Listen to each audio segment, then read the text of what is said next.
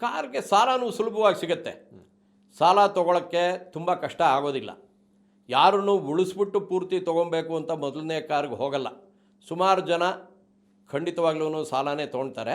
ಸಾಲ 5 ವರ್ಷಕ್ಕೆ ತೊಗೊಳ್ತಾರೆ, ಕೆಲವರು 7 ವರ್ಷಕ್ಕೆ ತೊಗೊಳ್ತಾರೆ. ಆದರೆ ಅದಕ್ಕೆ ನಾವು ಬಡ್ಡಿ ಕಟ್ಟಲೇಬೇಕು.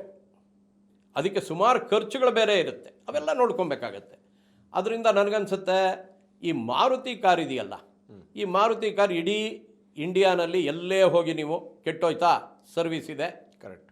ಆಮೇಲೆ ನೀವೇನಾದರೂ ಬದಲಾಯಿಸ್ಬೇಕಾ ಟೈರು ಗೀರು ಯಾವುದೇ ವಿಚಾರ ಆಗಲಿ, ಪಾರ್ಟ್ಸ್ ಆಗಲಿ, ಜನ ಇದ್ದಾರೆ, ಅಂಗಡಿಗಳಿದೆ. ಆಮೇಲೆ ಖರ್ಚು ಕಮ್ಮಿ, ಸರ್ವಿಸ್ನಲ್ಲೂ ಅಷ್ಟೇ ಪ್ರತಿ ತಿಂಗಳೂ ಖರ್ಚು ಕಮ್ಮಿ.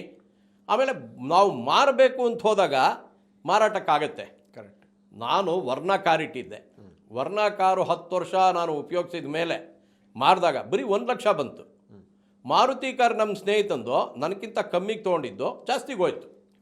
ಈ ರೀತಿ ಖಂಡಿತವಾಗ್ಲೂ ತಿರುಗಿ ಮಾರಾಟ ಮಾಡೋಕ್ಕೂ ಮಾರುತಿ ಕಾರ್ ಚೆನ್ನಾಗಿರುತ್ತೆ. ಹಾಗಂತ ಹೇಳಿ ಎಲ್ಲರೂ ಮಾರುತಿ ತೊಗೊಬೇಕು ಅಂತಲ್ಲ. ಅವರವ್ರ ಆಸಕ್ತಿ, ಅವ್ರವ್ರ ಸಂಬಳ, ಅವ್ರವ್ರಿಗೆ ಬೇಕಾಗಿರೋ ರೀತಿ, ಒಂದು ಖುಷಿ, ಇವೆಲ್ಲ ನೋಡಿಕೊಂಡು ಕಾರ್ ಮೊದಲನೇದು ತೊಗೊಳ್ತೀವಿ.